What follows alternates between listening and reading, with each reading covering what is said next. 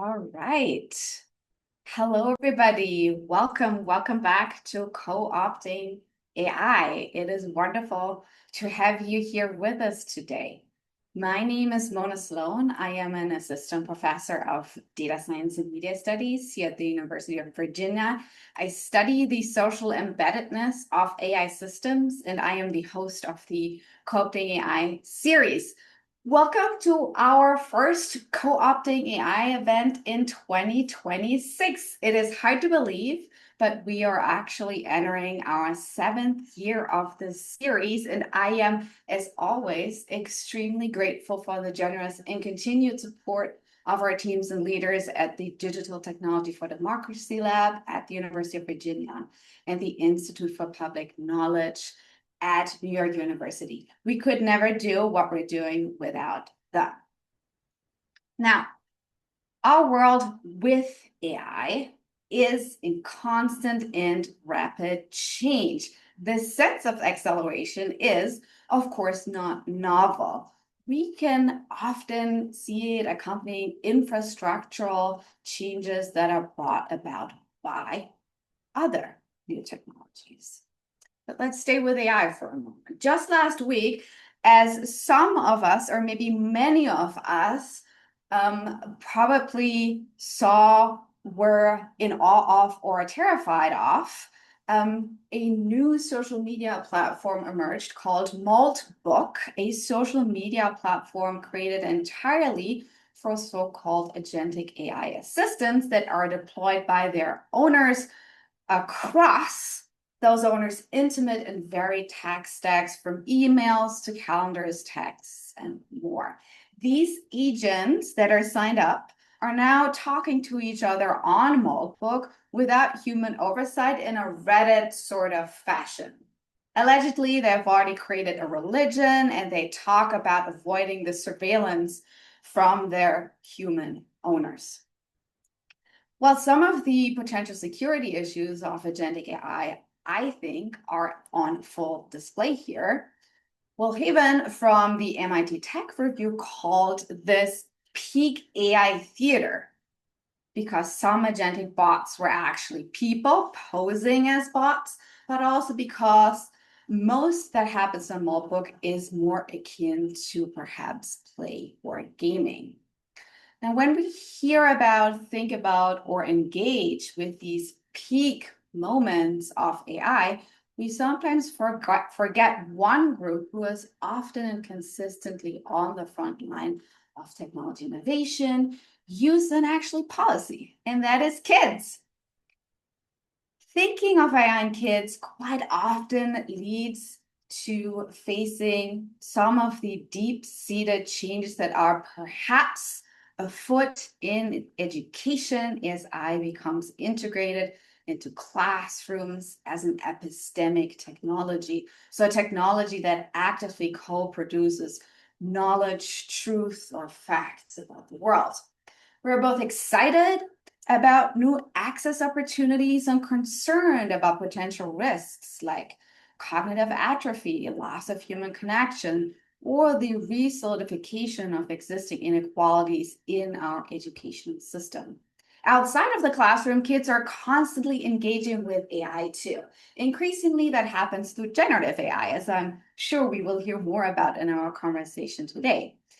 Kids can be, and no surprise here, incredibly creative in their AI use and develop new forms of play and social engagement with their peers with and through some of these systems. At the same time, however, we know of devastating cases of teenage suicide after intense chatbot interaction, and we know of deepfake pornography shared in schools as well. The concern for youth mental health in relation to digital systems has led to cell phone bans in schools in some US states and a full social media ban for kids in Australia. The often invasive data collection that accompanies the development and deployment of AI systems has also caused privacy harms for kids. For example, at the end of last year, Disney settled a children's privacy case with a $10 million payment. The complaint alleged Disney collected information from and targeted toward children on YouTube without parental notice or consent. Now, Kids don't have a seat at the table when AI is designed and policy decisions are made. And the question is, could this ever happen? And what would that look like? So we kind of have to ask, in our brave new world with AI, are the kids all right? And I think there is no better group of experts to explore this question than my guests today. I'm absolutely delighted to welcome to Co-opting AI, Annabel Blake, Sonia Livingstone, and my dear UVA colleague, Ashleigh Wade.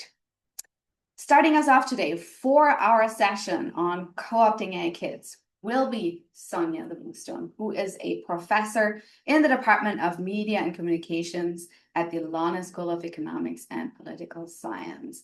Taking a comparative, critical, and contextualized approach, her research examines how the changing conditions of mediation are reshaping everyday practices and possibilities for action. Much of Sonia's time is concerned with children's right in the digital age. She has published 20 books on media audiences, especially children and young people's risks and opportunities, media literacy and rights in the digital environment, and more. Her new book is Parenting for a Digital Future: How Hopes and Fears About Technology Shape Children's Lives, together with Alicia Bloom-Ross with the University of Oxford Press. She has received many honors. She has advised the UK government, the European Commission, the European Parliament, the Council of Europe, the UN Committee on the Rights of the Child, and many others on children's internet safety and rights in the digital environment. She's also the director of Digital Futures for Children, which is a joint LSE and Five Roads Foundation Research Center. Thank you so much, Sonia, for joining us. Following Sonia will be Ashleigh Wade, who is an associate professor of digital studies here at the University of Virginia, where she's jointly appointed in the media studies and the African American studies departments. Broadly speaking, Ashleigh's worked versus the fields of Black girlhood studies, digital and visual media studies, Black feminist theory, and the digital humanities. She has a PhD in women's and gender studies from Rutgers University and is an alumna of the Carter G. Woodson Institute for African American Studies Fellowship Program. Her work on digital Blackness appears in the Black Scholar, National Political Science Review, Women, Gender, and Families of Color, Visual Arts Research, and many more. She also has a book out called Black Girl Autopoetics: Agency and Possibility in Everyday Digital Practice, with Duke University Press, which explores the role of Black girls' digital practices in documenting and preserving everyday Black life. And closing us out today from the other side of the globe, where it is already Thursday morning, will be Annabel Blake, who is a PhD candidate at the University of Sydney, researching children and AI. They are also a principal design researcher at Canva.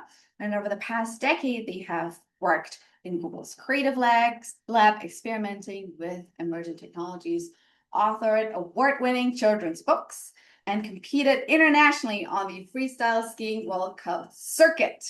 Their practice is grounded in taking play seriously. Shaped by backgrounds in psychology, design, and extreme sports, their research explores how young people engage in risky and experimental play with emerging technologies. They are particularly interested in how elevating youth voices can orient technology teams toward designing more playful, child-centered experiences. Now you can see why I'm extremely delighted to have these experts with me today to talk about AI and kids. Before I hand it over to Ashleigh, a few logistical details. Those of you who have been in co-opting AI conversations before, you can put your questions to our experts into the Q&A box at the bottom right of your screen, and we will fold these into the conversation as we go. And with that, I'm going to shut up and hand it over to Sonia. Thank you all for joining us today.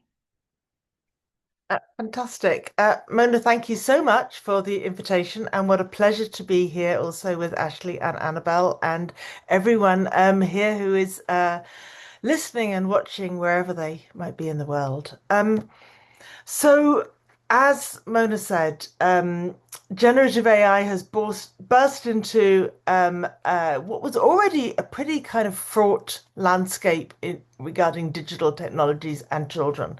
And we were struggling with a whole series of challenges. And suddenly, I think many people have pivoted to thinking about AI, especially generative AI, and trying to kind of navigate a way through this. So the work that we did and the work that I do at the Digital Futures for Children Centre is very much framed in a child rights focus, and that's what I want to talk about in my kind of remarks today, and try to build a link between regulation, children's rights, and the lived realities of children in different parts of the world.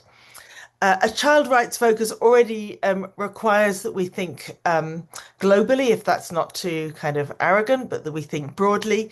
And it asks some pretty normative questions. It asks, what does good look like for children in the world, in a digital world, in an AI-enabled world? So, this is not a moment to kind of come to any conclusions because we're in the very early days and so much is happening and so much is changing fast. But I think what I want to say in my provocation is even though we don't know how things are going in great depth and detail yet, and we don't know how things are going to turn out.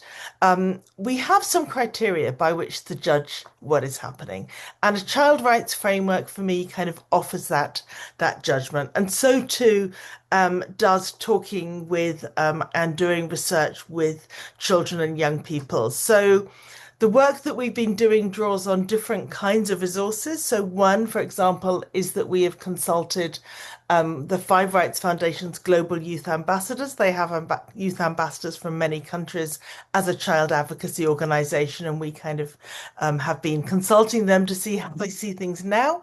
What are the differences in different parts of the world? What is the different, and what do they anticipate? And then we did qualitative work with partners in Brazil, in Kenya, in India, and in Thailand, and actually just published yesterday for Safer Internet Day, also in Europe. And we're trying to kind of listen out really for what are the varieties of experience, what are the different ways in which different contexts matter when we talk about something as kind of generic as children's rights, and where might be sufficient commonalities to kind of build some international regulation. Where does that really need to be tailored differently in different parts of the world? I would love to name all my colleagues who have worked with me on this. I do not do global work by myself, and I probably don't have time in my remaining minutes, but I really want to kind of credit this as a very kind of international partnership. One reason for starting with the child rights approach is its very absence in what has been a burgeoning of debates about regulation, ethics, and even human rights in relation to digital technologies and most recently AI. So every time I see a new plan for responsible AI, for new ethical AI, I kind of do a quick word search on child and young and minor and adolescent and a whole set of, they're just not there. I mean, it is extraordinary um, uh, how many thoughtful policies are being developed with words like ethical and responsible and even human rights that assume that everyone is an adult. And so it seems to me just so crucial to kind of bring the lived reality of children. When children are noticed, they tend to be noticed primarily from the West, from the global North. So there's a kind of enormous imbalance in which children might be heard. And they tend to be noticed, if at all, only in relation to their kind of vulnerability or their victim status in need of protection. And so the advantage of a child rights framework is really to kind of emphasize children's right to be heard, to participate in this world, to be agents in this world. Education is a priority and actually a big driver of AI in so many parts of the world, and yet people don't talk about children as the beneficiaries of education, and we don't have good evidence yet that AI is benefiting their education. We're getting a lot more evidence quite rapidly hitting the headlines about where the problems lie. So what's important about, working within the UN Convention on the Rights of the Child is it recognizes all human rights that apply to everybody. It adds those that pay particular attention to the way in which children are developing, or in rights language, kind of their evolving capacities must be considered. It pays particular attention to recognizing their rights vis-a-vis their parents, which is one of the super contested things around the world. And often people imagine that we don't need to worry about children in an AI world because that's their parents' problem.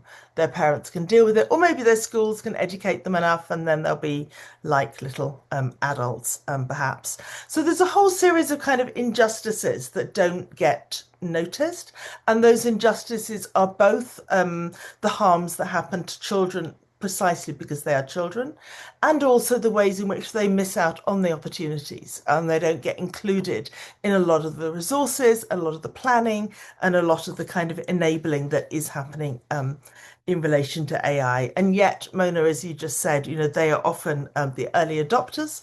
They're often the most kind of experimental, kind of getting going. And somehow they are at the front line of what is yet another era of moving fast and breaking things. And we are seeing, I think, every week there's the kind of new set of headlines. And I think of things that are going wrong. So in Britain right now, everyone is discussing, can we make the nudification apps illegal? Can we make the kind of the AI that, that is generating child abuse images illegal? What can we do? We are kind of multiplying regulations in a way that is probably unwieldy. And we're doing so much of it after the fact, as it were, after the tools have been developed, after they've been deployed, after they've been wheeled out into the marketplace, after we've been surprised at the problems, as if we can't anticipate the ways in which tools can be misused and abused. And we are seeing, therefore, quite a substantial level of disquiet from the public. Whether that's ever enough to generate a break on the market, to sow a doubt in the minds of those who are, running to the venture capitalists and planning to make vast profits from AI. I don't know. I'm actually curious because I'm hearing a lot of concern, but also, and I want to kind of respect what it is that the children told us in the interviews in different parts of the world. Their responses are often very nuanced. They are curious. They are trying it out. They're trying it out in parts of the world where we were told no need to do interviews in Kenya or India, or they haven't got any. They're absolutely, when they get access to technology, when they can find connectivity, when they get a chance, kids are absolutely kind of curious and exploratory in what they can find and what they want to do. But and they, I think what I would love to convey to them is it's not a binary. It's not, there are benefits and there are risks, and kids are somehow squished in the middle. They are kind of navigating um, with adults, but also with each other, what that different world could be. They're often, I think, braver than adults. I would like to kind of sometimes put it all in a box and say stop, but they are brave, they are intrigued, they are kind of finding ways, and they are dismayed at a lot of what, frankly, adults do. They're dismayed at the violence, at the racism, at the ways in which AI kind of excludes them unthinkingly because it's I don't know, it's for people who can type, or people who can speak English, or for people who have high incomes and lots of connectivity. A whole set of ways in which they're just dismayed at feeling themselves othered and kind of put on the wrong side, and yet they are so often the kind of the brave ones finding their way through. Um, so there are a whole series of rights that are getting infringed right now. and in the future, unless we really do take a kind of holistic approach to children's rights baked in from the start. So I'm really looking forward to what I know Annabel is going to say something about design and just thinking about how we can start anticipating the diversity of users, and that includes young users and their very distinct rights and needs, and know that they are going to be kind of there in that front line exploring whether we get it right or not. So they are also in line for considerable harm. I can see lots of kind of positive steps.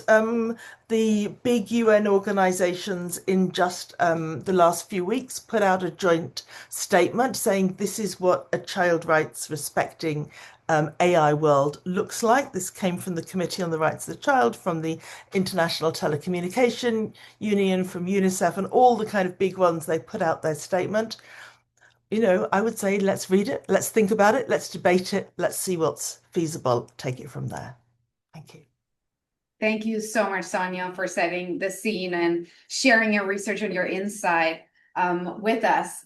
I'm going to hand it over to Ashleigh, who will tell us more about her work on Black girlhood and social media. Thank you. Thanks so much. Thank you, Mona, for inviting me. I'm really excited to be in conversation with you all today.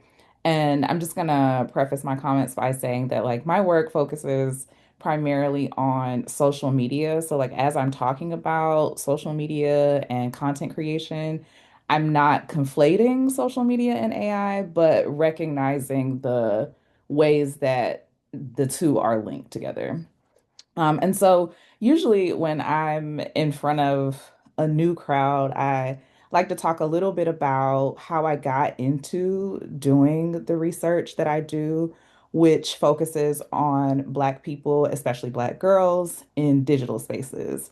And I will get to that in a second, but I just wanted to share a quick anecdote that I think is relevant to what Sonia was just talking about in terms of thinking about rights and regulations around social media and AI. And so yesterday, my husband called me when he was on his way to work. He was listening to a morning show, and the hosts were talking about one of several lawsuits against Meta around the failure to protect children on social media.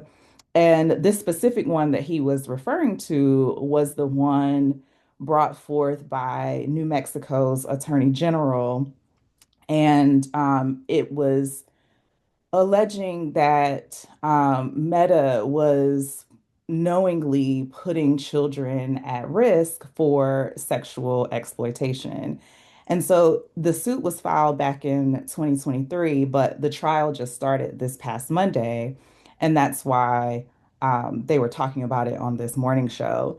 And so he asked me, "Isn't this what your book is about, your new book?" And so I wasn't surprised that he remembered what my next book is going to be about because I talk his head off about it all the time. But the work that I'm working on right now is about the various ways that children are laboring on social media as content creators. And I think that the news stories that have come up recently around children and social media give us a good context for this conversation, but I think it also helps to situate what some might see as a shift in my approach to discussing children and social media.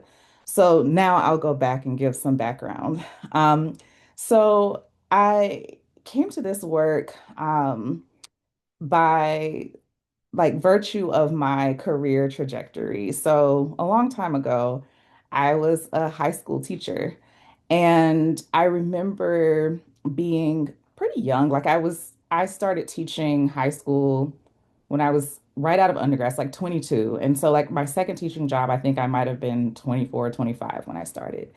And so I remember hearing veteran teachers like complaining about, oh, they're always on their phones, they're always, on social media, and it's bad for them. And I was not convinced that social media was inherently bad for these students, especially because with the girls that I saw and interacted with every day, social media spaces seem to be providing spaces of belonging for Black girls that did not necessarily exist in the school space. And so I wanted to learn from Black girls exactly what their motivations and aspirations were for using social media. And so that is how I ended up with the book Black Girl Autopoetics, Agency and Everyday Digital Practice.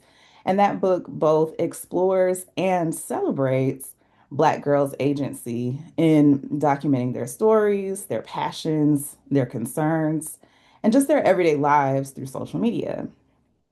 And one of the, I think, key features of Black Girl Autopoetics is that it is a celebratory text. But it also is a text that focuses on teenagers. It focuses on middle school and high school age Black girls, girls who are old enough to actually meet the minimum age requirements of these social media platforms.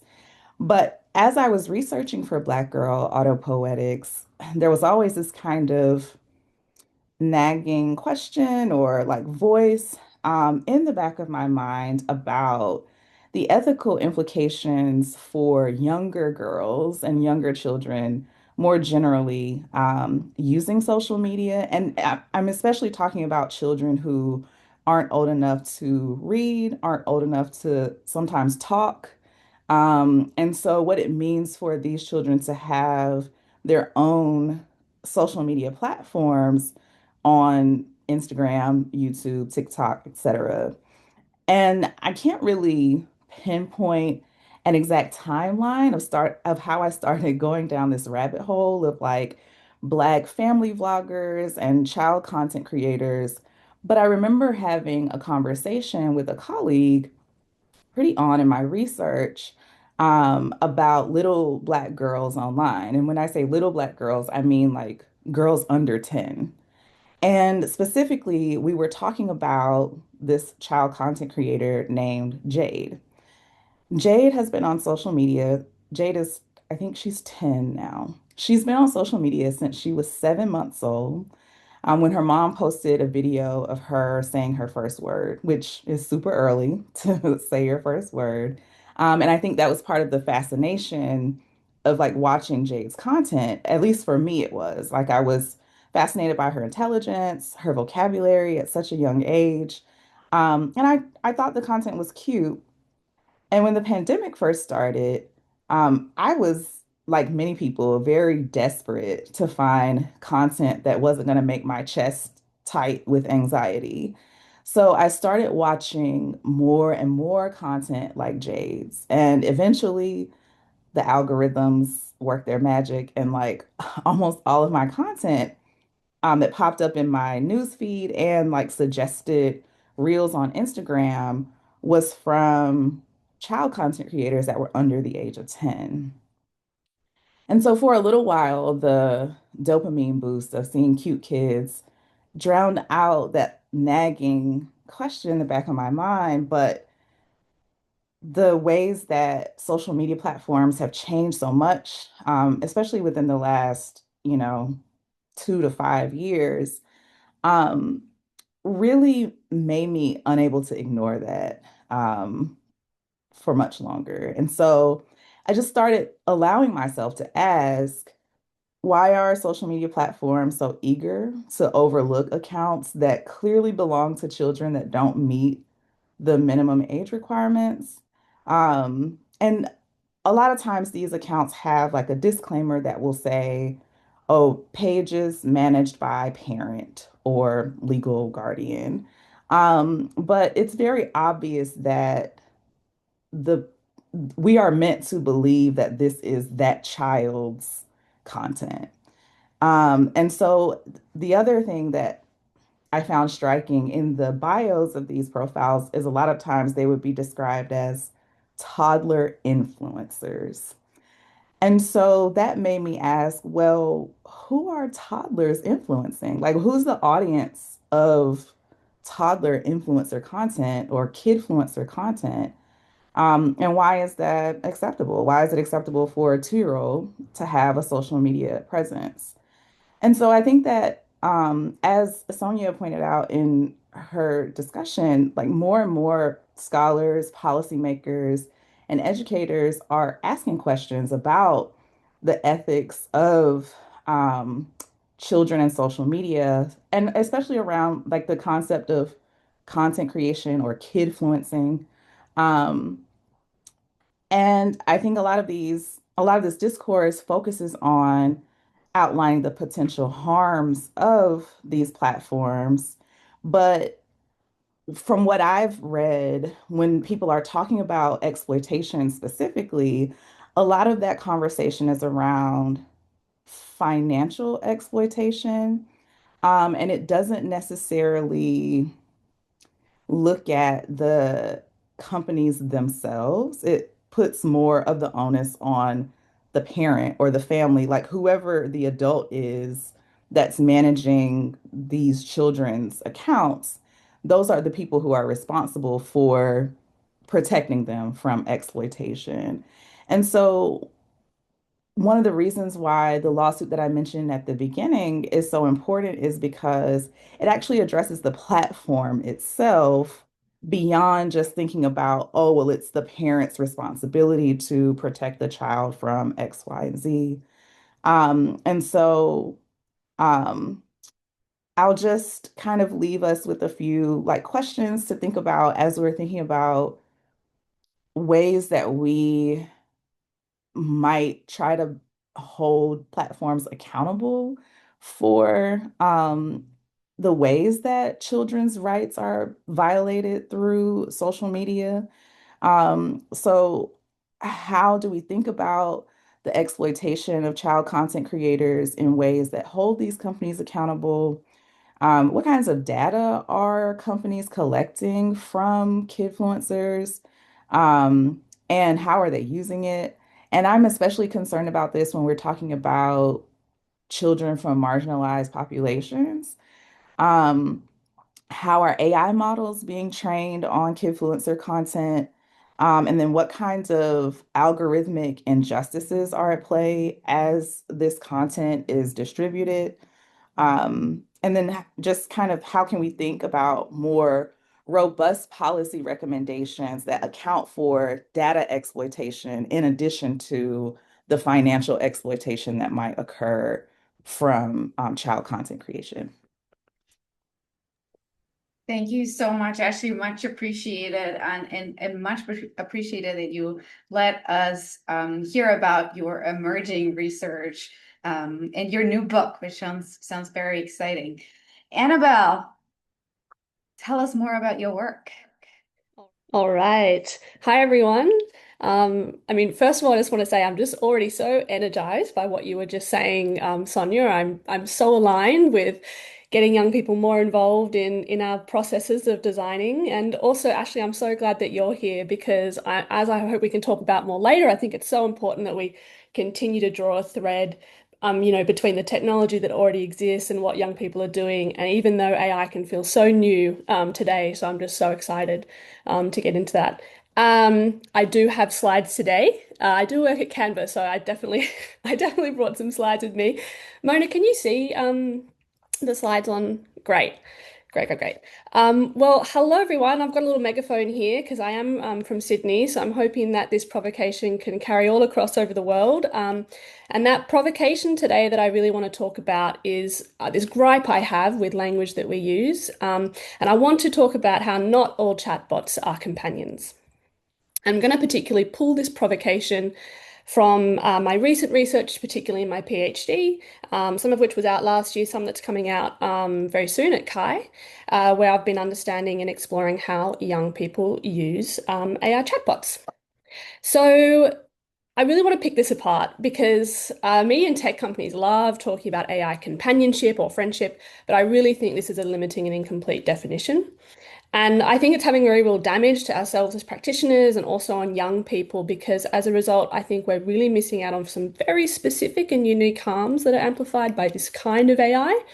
But also, what makes me most sad is we're missing out on opportunities to design something much better. So, like me, you've probably seen a lot of materials like this in the last few years. Companion AI is really widely used in product marketing. It's a very compelling value proposition, and it is often used to sell and position simulated empathy as a solution to this like loneliness epidemic. And today I'm really going to focus on this kind of like digital companionship, these products, rather than robots or plushies or toys, mainly because this kind of product is highly accessible, mostly free, young people can use on their phones. But yeah, we might talk about those other forms as well later on. And this idea of companionship was really amplified by the media, and I understand why. This like message around people falling in love and making friends with chatbots, it's really easy to understand. It's a conceptual shortcut, and it's incredibly alarming to read. So like I definitely get goosebumps when we hear about the devastating outcomes that this use has been linked to. But what makes me give, pause here is that these instances of AI use that is driven by loneliness or a desire for romance, whilst they're really meaningful and important to highlight, they actually account for a very small percentage of motivations as to why young people are using this technology. So, research from romance and sex coming in bottom in a motivation. This is just one recent study, for example, for teens, and then loneliness alleviation coming in, also just sort of behind it, but underneath the bulk of these different use cases. So, I think we need to really break out of this like echo chamber a little bit if we want to understand what else young people are doing. And to do that, we really need to break out of, I think, this language of companionship. When we do that, when we break out, we see that entertainment, this is not a surprise when you work with young people, but entertainment is a huge motivator for using this technology. It's really fun. It can be really fun. But these entertainment use cases don't always neatly fit inside this framework of AI companionship and research. And just like as one example, even when you ask young people about companionship, you bring them into this study, you say, we're going to talk about companionship, and then you ask them, by the way, how do you view companions? We get a lot of answers from them that don't actually really map onto that idea of friendship. They talk about role playing or imaginative scenarios. They say, actually, it's a tool or a program, or none of these are a fit, or I don't use it in this way. And so that really, I need to scratch that itch in my research to understand, well, what is happening here that is not captured by this sort of this box that we're, I think, quite prematurely applying this technology. Because, again, I've got my megaphone out. I think if we narrowly define these tools as companionship and we really focus on friendship instead of fun, then we're missing a much bigger and richer picture. And I am a big fan of fun, so this has really been the focus of my research early on, which brings me great delight because it makes for a very, very fun PhD. So I'm going to share just some insights from the most recent paper that has primarily focused on listening to young people using character AI. If you haven't heard of character AI, it's a perfect platform for understanding emergent practice in youth technology behaviors. Because it has over 10 million chatbots. It has many, many users, many of which are young people. They can make their own characters. So we really see this emergent sort of use case rather than prescriptive. There's games, there's content that is, a lot of it is actually from, you can find stuff from preschool media. So it's very targeted at kids, has a really big TikTok following, so huge reach. And we listened to a very, very active Discord server that is official for that channel, where there were a lot of young people talking about their practice. We sampled just, a few thousand, and from that we found that around half of them identified as teenagers or self-identified as teenagers. And we really listened in on what they were doing and what they were talking about. And we saw so many different chatbots. We saw ranges of chatbots from a sassy block of cheese to a game character that would comfort you when you're on your period, summer camps for troubled teens, people who are putting two warring countries in a chat together, making clones of themselves, sort of games where you can like try and babysit a challenging kid, cartoon characters from TV shows, videos that they like, using kidnapper bots, so this like transgressive play, or like real characters that young people have said are in their own lives for these sort of like role plays that have quite an emotional lens to them. There were so many. We did some analysis and we distilled them into different archetypes. And we found this a useful framework because when we looked at these archetypes, we saw that there were so many behaviors that were counter to or like a slightly adjacent behavior to this sort of friendship that we talk about. And in my last sort of few minutes, I'm really just going to focus on 3 of those today, and then maybe we can talk about some more anecdotes later on. So the first archetype that I want to talk about is a soother. So here young people are talking about comfort bots, and a lot of the examples we saw were using these comfort bots for subclinical issues, things like worrying about a math test, moving house, or having a period and wanting some comfort during that. And these really don't look like your typical AI therapist. We did not take a therapist from the real world and then make it into a chatbot. It's really blended with entertainment, highly personalized. They're picking their favorite characters that they find comfort in their media, and then they're interacting with them for their sort of daily or like time-boxed issues. The next archetype we saw is a dark soul. You might have heard of sycophantic AI that's very, very agreeable. These characters are not that. They're morally complex, emotionally intense characters like toxic best friends or characters with traumatic backstories. And these are, we saw, often designed for angsty play. Young people wanted to feel something. They talked about wanting to cry. They're bored. If you don't cry when you're talking to a character, that's not a good character. So they're really seeking out this like emotionally heightened experience, and that's what they're designing. And then the last archetype I'm going to talk about is narrator. So it's not a one character, with one voice. It's one chatbot window, but it represents a whole cast of characters. It has a lot of narrative dialogue, like longer text. And in this, we saw a lot of like cross-platform use where young people were sort of writing, like they said, long books in these chat windows, and then they're publishing them on Wattpad. They're saying this has really helped improve my creative confidence. We're seeing transfer effects where they're like, oh, I feel so much more confident in my writing outside of this. I will say as well, particularly this group of people were already coming to this platform, loving reading, loving writing. So this was just like another medium for them to express that hobby of theirs. So I hope that this has demonstrated that young people use platforms like Character AI when they can design their own characters in really surprising and unexpected ways. They really don't always fit that framework of a best friend. But if we really narrowly define, prematurely again, like this definition by this, then we're missing out on all of these experiences young people are designing, that they're rotating through, and they're sort of figuring out, like as we are, they're figuring out what this technology is good for. And that, I'm particularly interested as a design practitioner because that really stifles our capacity as technologists to evaluate specific risks to this technology, but also, the ideas that we should be designing for. And I'm keen to also hear like Sonia's take on this, but I think it makes regulation and public communication, I'm a parent as well, like really confusing because, in Australia, we use the word companion to be very broad. We talk about it being fitness coaches to, tools designed to help you practice new tools. But in the Washington bill, we say actually it's all these use cases except for in-game, except for designs that were designed for playing. So there's a lot of difference there in the types of experiences young people can have.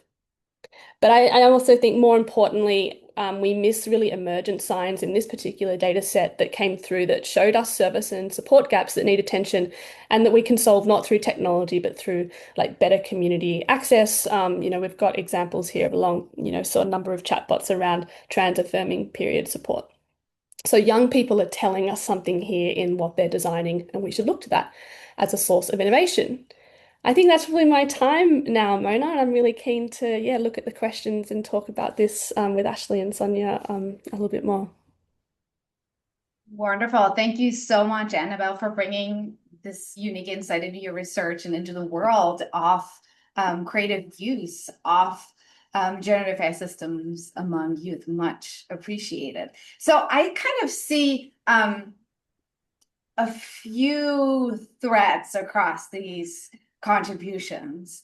One is particularly thick, if you will. And I feel that that's the one of old concepts not necessarily serving us very well when we're trying to understand the lived experience of children in the context of digital systems, whether that is, Sonia, you spoke about, kids are braver than adults and are dismayed by the worlds that adults create and are quite exploratory in their own research, if you will, into these systems. And there are, concepts that inform regulation that lead to duplicates and that sort of steer us more away from more effective investigations of what is going on and how we can mitigate some of these harms. And then Ashleigh, you spoke about, I was really struck when you said the algorithm did its magic and I had all these kidfluencers in my feed. And that sort of was a little bit of a moment for me there when you spoke, because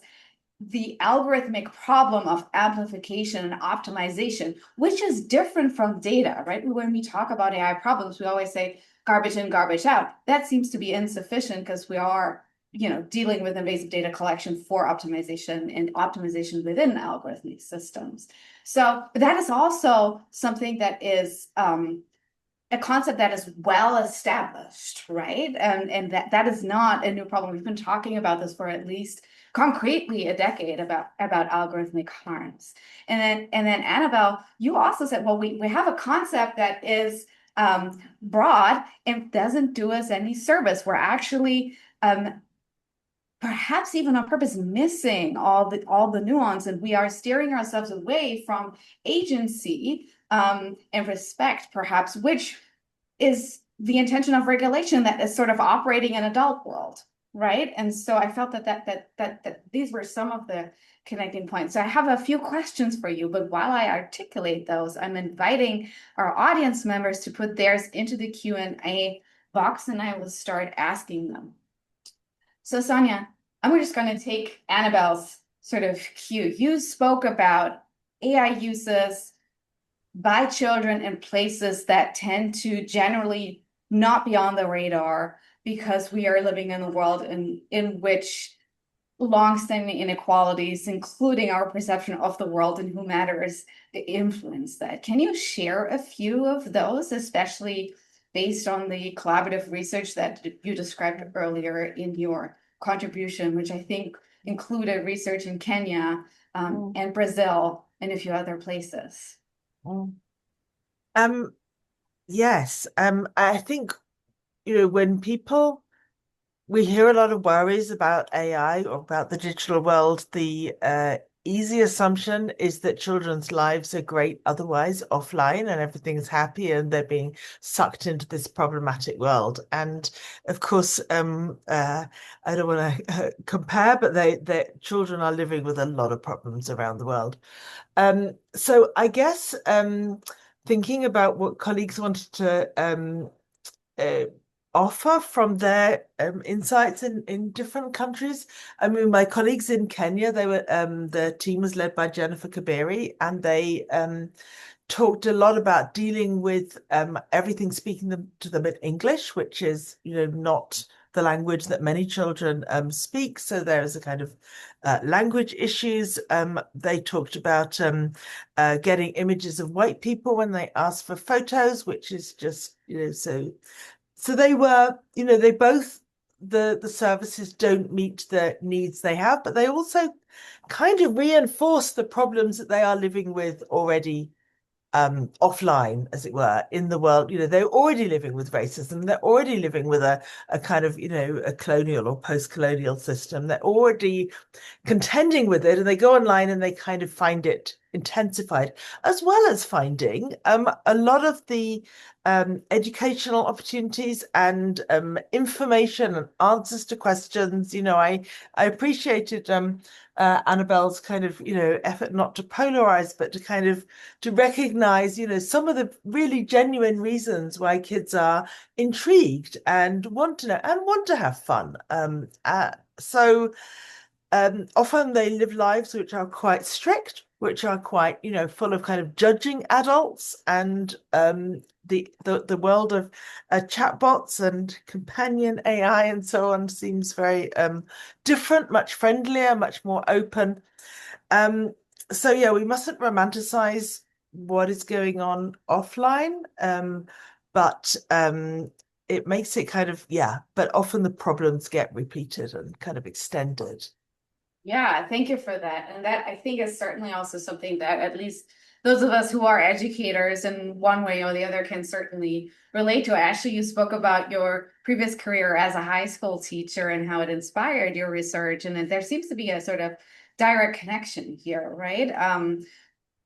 Falling on from what Sonia said, and then you found in your work that there were places of creation, refuge, celebration. You spoke of your book as a celebratory text, which I found really quite intriguing and that really resonated with me. So when we recognize that worlds in which children live that are, that we don't look at through the lens of AI are already stressful for them. And they sort of seek out technologies partially to have fun, partially perhaps to create alternative spaces. As you sort of observe that in your research, both on sort of social media and Black girlhood, and now more on kidfluencers, um, are these actors aware of the algorithmic mediation, or what forms of algorithmic mediation are they aware of?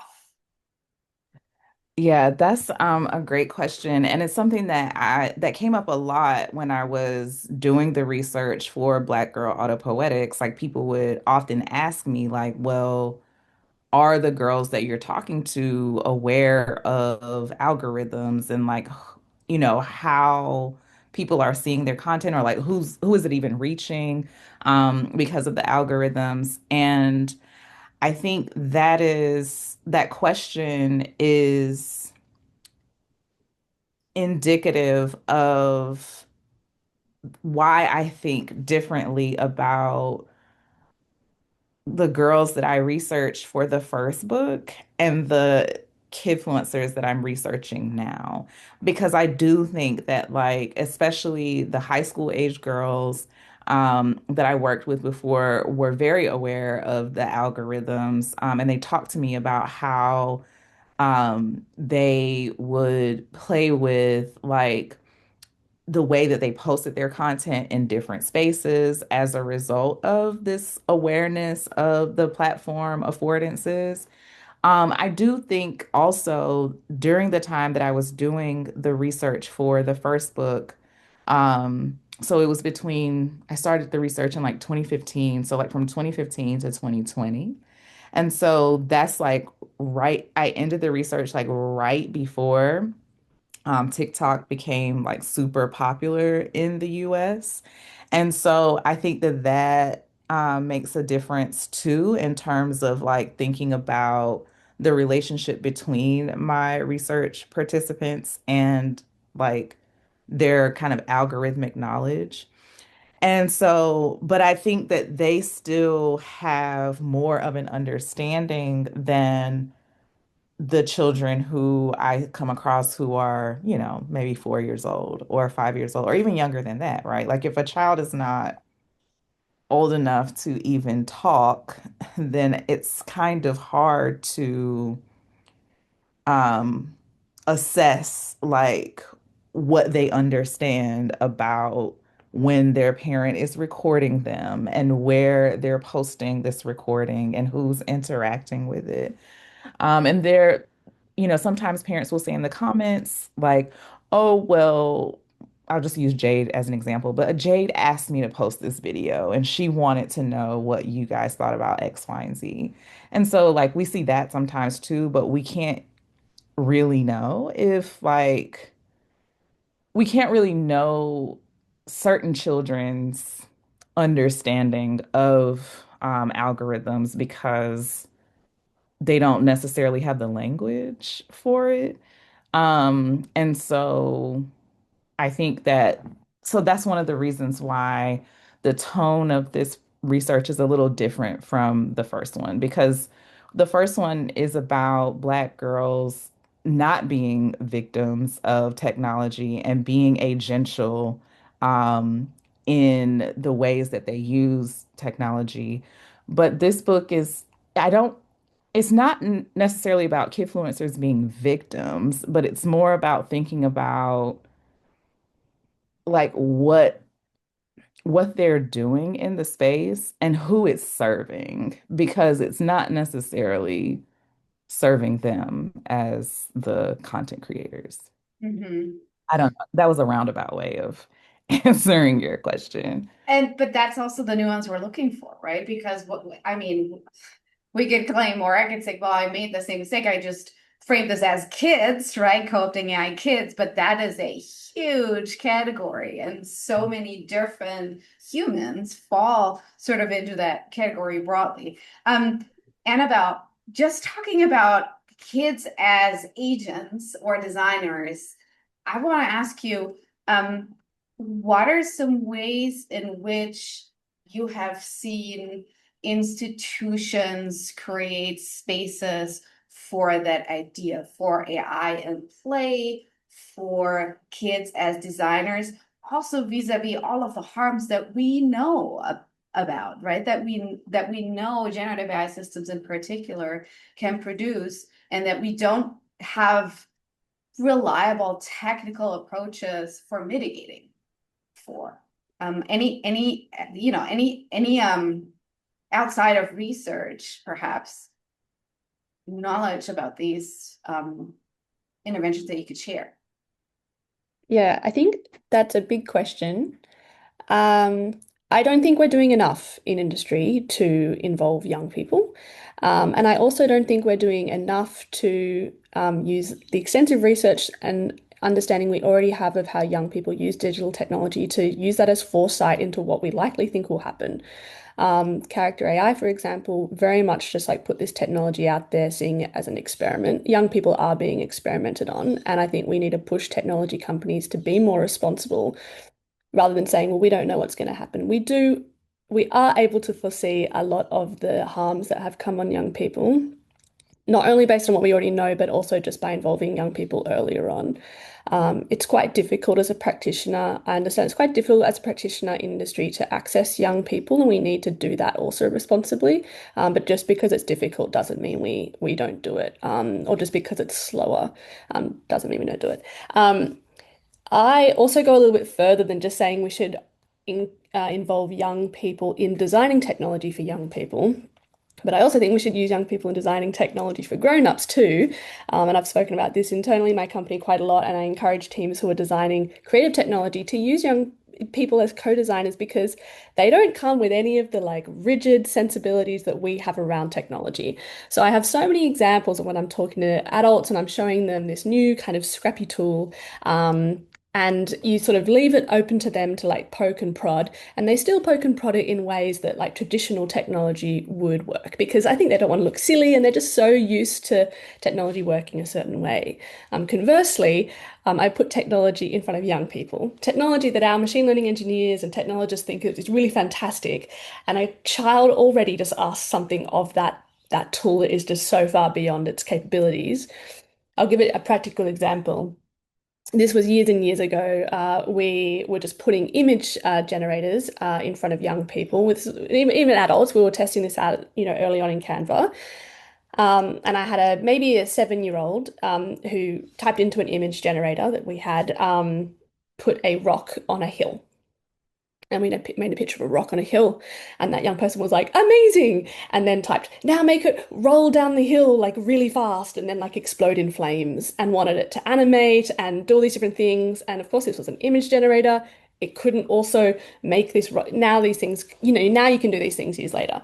But at the time, these young people were like, yes, anding this technology in ways that we weren't getting the insights, we weren't getting these examples from like adults. So we're not doing enough in designing technology for young people. I think we're missing out on interesting ideas and fluid interactions in designing for older people as well, and also for creative and playful technologies. There was more in your question though, Mona. Was there anything that sparks Well, that I guess we didn't so. unpack? Maybe I can open this to, or I would like to open this to the panel. And as I do that, I'm inviting our audience members to put more questions into our Q&A box. My question is about institutions such as higher ed, schools, neighborhood groups, things like this. In part because we have been in the AI regulation space for a little bit now, and we've been in the space of children's right for a bit now, and we've been in the space of um, creating at least in industry spaces for creative exchange and exploration, right? But yet we are in a really complicated situation, it seems, right now when it comes to AI and kids, and we have all this experimentation going on, but we also have all these harms that we know of. And it seems that sort of more small scale interventions, environments that are a little bit more, perhaps smaller and more controllable, such as a university or a school or a community, can at that smaller scale perhaps wrap their heads around these complicated questions more decidedly and with more of an effect, as we are dealing with the complications of regulation. So I guess my question for all of you is, what can we do as educators in schools and in higher ed to address these points that all of you have made? And I'm asking that question because I get asked that question a lot, Sonia. Well, maybe I can start because we're doing a lot of work at the moment about in schools and asking about how all kinds of technologies are used in schools. So now, of course, we're asking about AI. So I think a there's some really interesting reasons for asking about schools because schools are largely publicly funded. So there is a kind of evident kind of public responsibility there, and yet that budget adds up to a lot of money. So added up, it could be sufficient to kind of say to big tech, and big tech largely provides educational resources in schools.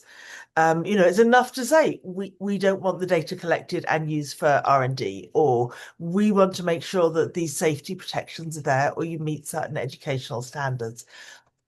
Governments by and large are not doing that, though there are a few. The Netherlands has been kind of bravely standing up, and I think also Denmark, and saying, Google, you cannot do this in our schools unless you meet our standards and expectations. But it's hard for individual schools to do that. And yet the school is such an authority for, and this may be different in different parts of the world, but it seems to me, at least in Britain, it's such an authority for both the children and the parents. So they can't kind of go to big tech and say, what have you done with our data? Or, why have you designed this in a way that just teaches to the test and never lets me use my imagination? Or, whatever it is that people are concerned about.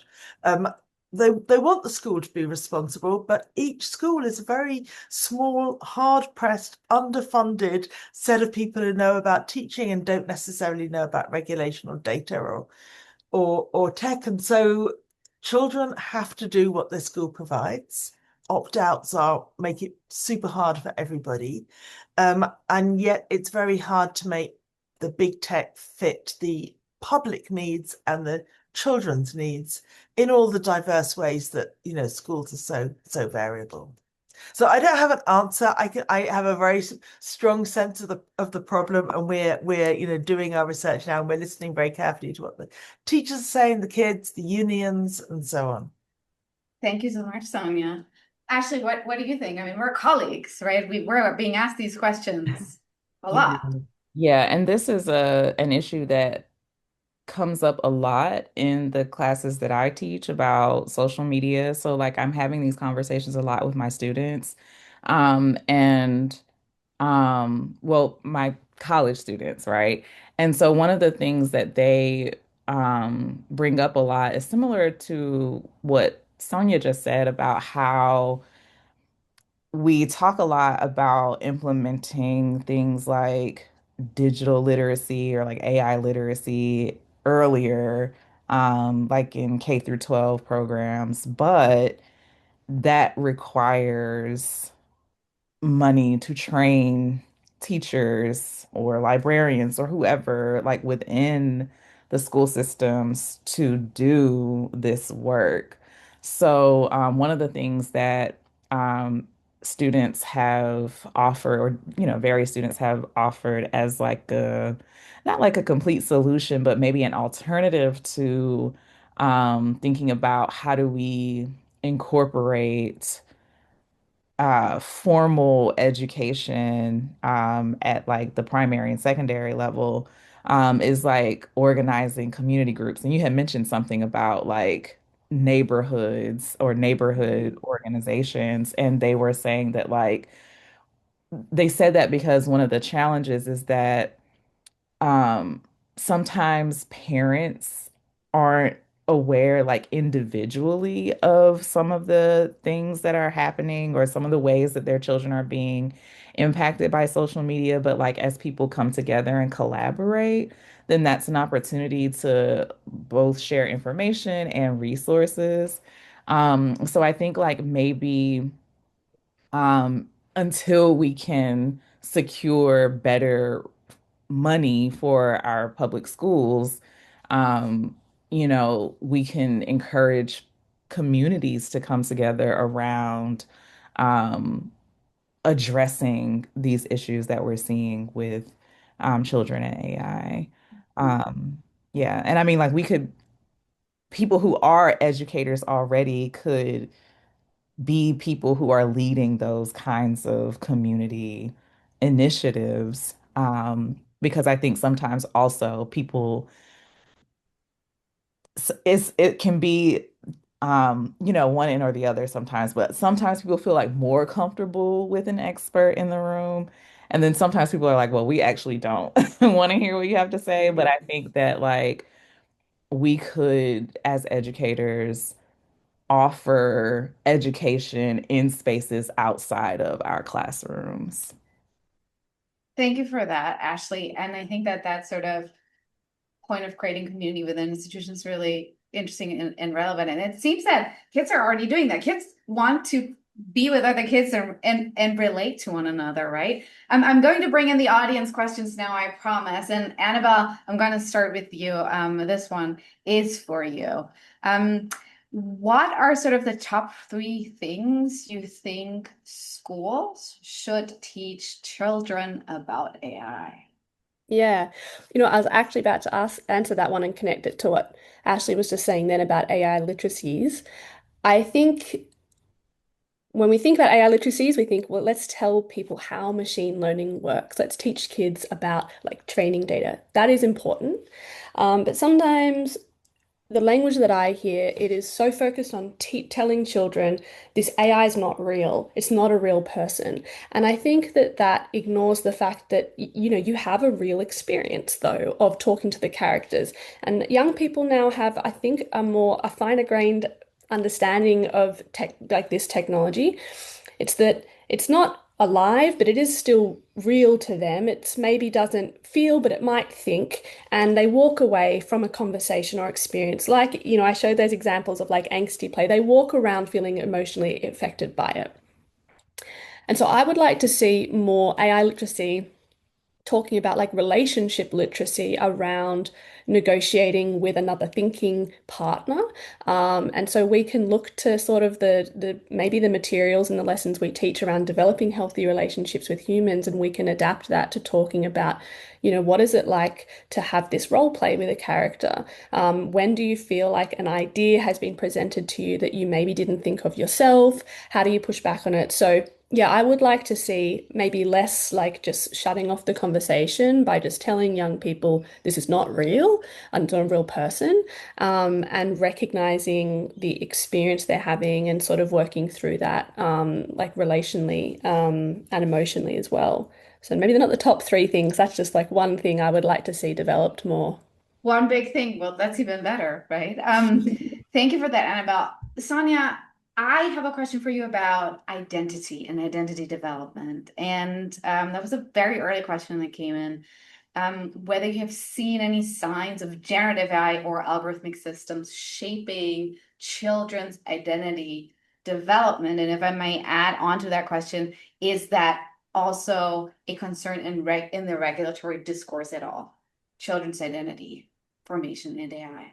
It's a really good question, and it's a really hard question. And the simple answer I would say is it's not being talked about anything like as much as some of the harms and some of the kind of literacy questions, like what do we want kids to understand if they're going to be engaging in this world. So I think we don't yet know. What we can see, what we do know is that when kids engage with AI, it feeds back some kind of it feeds back a version of the world that can be biased, that can be have some of the stupidities in the world kind of amplified. It can make the judgments that can be seem really harsh to a child just kind of exploring. But it can also seem very empathetic and encouraging of a kind of expression and something inchoate that children, need to have kind of gently drawn out. So it can just do such very different things. And part of it is down to obviously, how the kids kind of prompted, how they engage, how they interact. It's partly down to what ways in which maybe they have different identity needs that they end up engaging with it in different ways. So it feels to me, I often feel this, it's like it kind of intensifies things.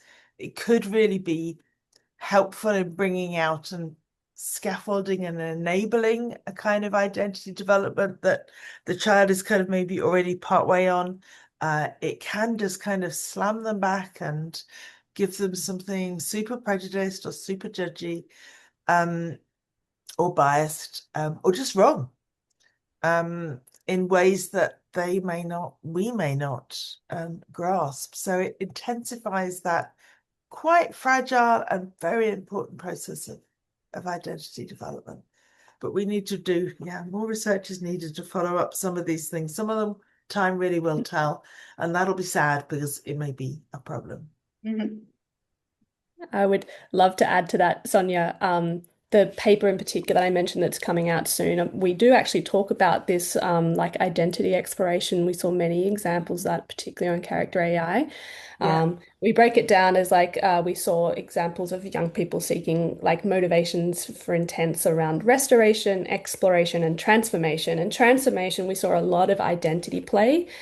Some examples of that was them, creating characters for proxies, like characters that represent real people in their lives, sort of sandboxing and doing simulations.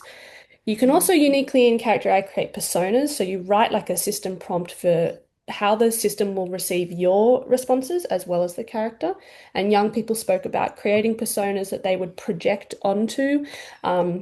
Sometimes they were really heightened. So, like during their period, they might have a persona that is a demon that has apocalyptic periods and her father casts her out. And they're playing these like really emotionally fantastical and very heightened, experiences. They're making clones with superpowers. So it's them, but enhanced.